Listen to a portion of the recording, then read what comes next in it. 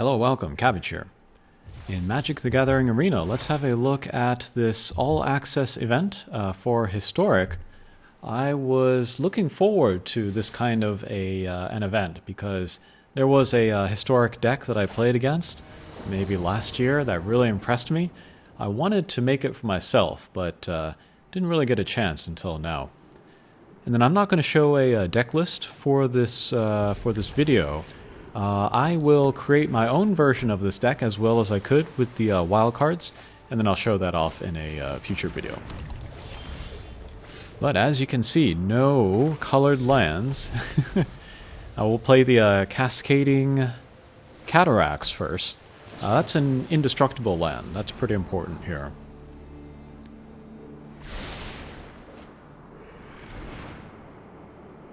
And then we can see some other colorless lands that I have. It doesn't matter what they are, just as long as I can tap them on the turn that they come down. And then a little bit of fire spells as well. I think I took all of those out, actually. I found something better.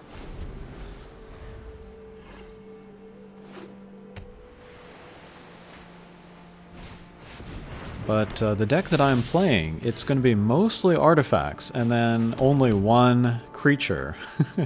So yeah, it'll be a combo deck. When I reach 3 mana, I can use one of the mana rocks. We'll use a Blazing Volley to take down the enemy.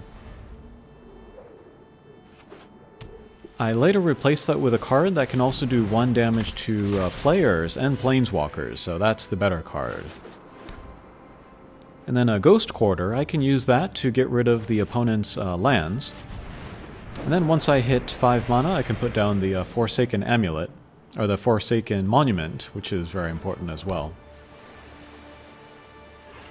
That will double the colorless mana that I can generate, so I can play even more stuff at once. My deck is very slow, and it doesn't have any creatures, so against aggro decks, it won't do very well. Also against like the poison, the Finn, the Fangbearer decks, won't do well against that.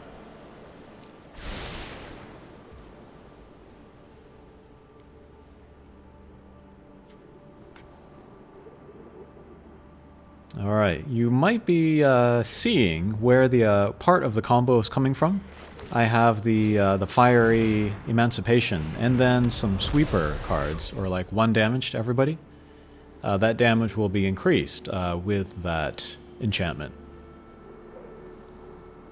Okay, but here's the one creature that I have, Spitfire Lagak. Every time I put a land out, he will do 1 damage to the opponent. And he's a semi-beefy creature, power 3, toughness 4.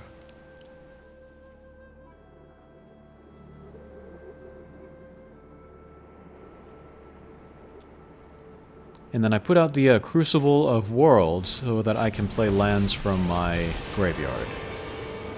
Not super necessary, but I can make use out of it. It's lesser priority than the Forsaken Monument, that's for sure. Okay, they are attacking me. As long as I can get my stuff up and running before I die, that's fine. But like the first 5 turns, it's important for me to get the land drop every turn. If I miss one of those, it makes it kind of hard to get up to speed in time. And then the Cascading Cataracts, once I have 5 mana, I can use that 5 mana to create 5... I can use 5 colorless mana to make 5 mana of any color. So yeah, that 5 threshold is pretty important to cross.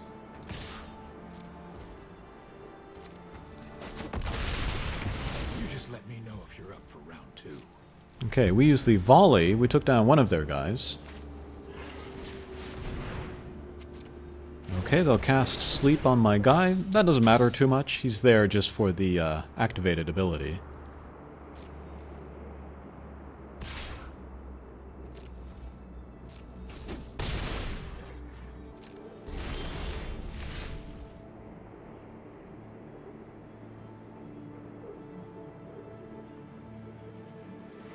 And then this deck also has some white sweepers. And those are the two colors in my deck, red and white. So I don't know if this is technically a Boros deck. It's mostly very heavy on the artifacts.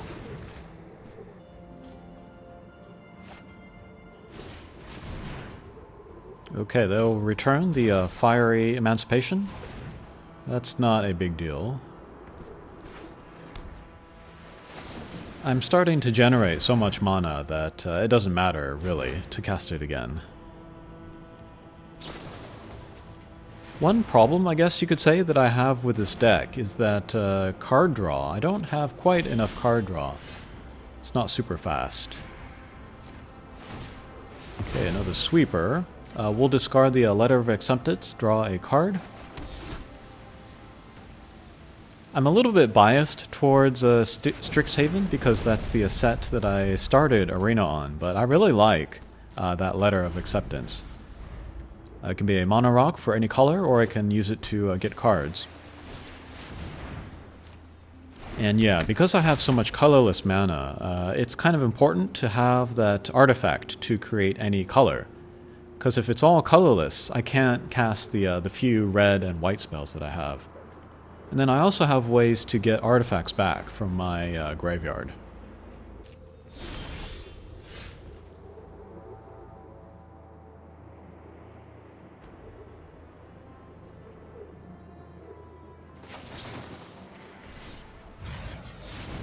Okay, so we can cast Cinderclasm just to do the 1 damage, but because of the Fiery Emancipation, it will do 3.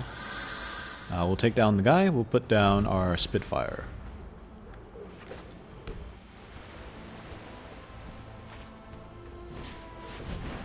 Okay, sleep again, I don't care.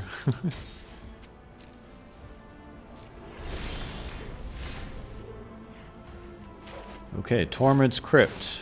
This is a semi-important part of my deck. Of course, I was able to craft all of the common and uncommon cards that I needed. But with 7 rare and 7 mythic rare wild cards, I was able to get most of what I wanted for my own deck. And then up to now, I've really been kind of playing with decks that are kind of modifications of like the decks that they hand out, or else they are buildable around those original decks. But this one here, this artifact heavy one, this is kind of the first one that I'm building from scratch. And then it's for historic as well. Okay, Anger of the Gods, that will do 9 damage with the enchantment that I have. Okay, here's another key piece of my deck. Fall of the Thran. It's a saga. Step 1, it will destroy all lands, except for my indestructible lands. And then we'll use Tormod's Crypt to exile the graveyard of the other player. And then the chapters 2 and 3 of the saga, they will get lands back from the graveyard for both players. But if the other player doesn't have any lands in their graveyard, then only I get lands back. So pacing-wise, that's a big advantage for me. And then with the Crucible of Worlds, I can even cast lands from my graveyard, so that will speed that up even more too. Okay, I don't need another sweeper, because I already have one in hand. And then I don't know if I'll show this in this video, but I use the Celestis so that I kind of cycle through my hand. And especially now, if I have a lot of lands in my hand, I can discard those. And then play them again with the Crucible of Worlds. So yeah, lots of fun stuff going on in my deck. Getting stuff from the graveyard.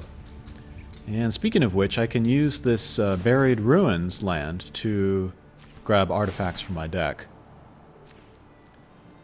So I could get back the Letter of Acceptance if I wanted to just draw more cards. Or I could bring back Tormod's Crypt in case I pull another of that saga. I don't want to use the saga without a Tormod's Crypt.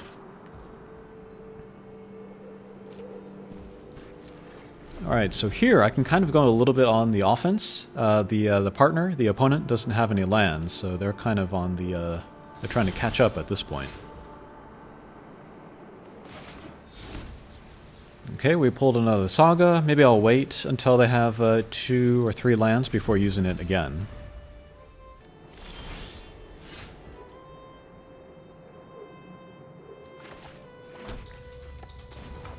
Okay, play from my graveyard. Sacrifice it. Grab the Letter of Acceptance. Play it. Get some life for playing a colorless spell. Sacrifice it. Pull another card.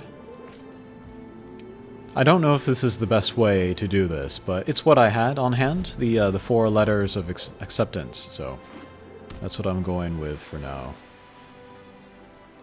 Yeah, finding an artifact with both a tap for any color mana plus card draw. There's not a lot of those in the game. Okay, here's another key piece of my deck. The Sun-Scorched Desert. When that comes into play, that will do damage to the opponent. And then again, with the Fiery Emancipation, that will do 3 times the damage. And so, like, if I were to use the Saga, and then the next turn, you know, put some deserts back out onto the field, that would be another trigger of that damage. And then if I had 2 copies of the Fiery Emancipation out, that would be 9 damage per desert. So yeah, it wouldn't take very much to start doing big damage on the opponent. And yeah, it can't be blocked, can't be countered. I'll talk about this in my kind of breakdown of how the deck is built, but like, I'm wondering how many of each card to use. That's kind of the most difficult thing to consider right now. But I think which cards I want to use, I have more or less finalized. Okay, they got some creatures. Not too worried, though. Okay, let's play the Buried Ruins first. We'll do Anger of the Gods next. 9 damage to each character.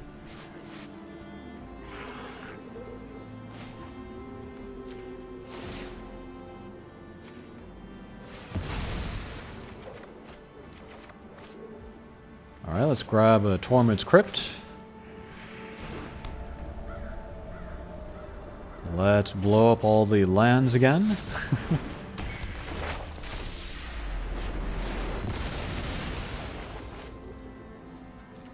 Alright, those all get playable from my graveyard. We will exile the opponent's graveyard. And that's all I can do that turn.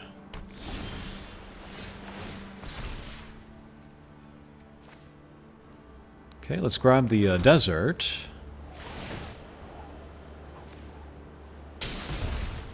So 3 damage there.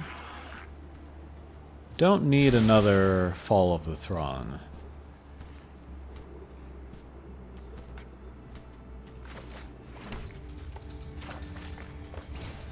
Yeah, second Fiery Emancipation is tempting, so let's put that out. But yeah, 3 red. That can be difficult to get out. But actually, one card that is not appearing in this playthrough is the Chromatic Orrery. That can definitely help me, because it will turn all mana costs into colorless. Oh, there it is. Yeah, at this point, though, we don't really need it.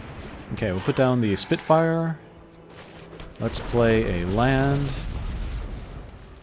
Okay, 9 damage to the opponent.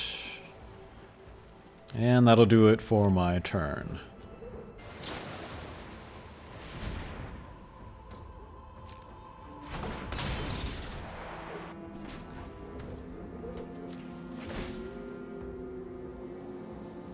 Okay, I'm going to use the Ghost Quarter to destroy my own desert, so that I can play it again, do more damage on the opponent.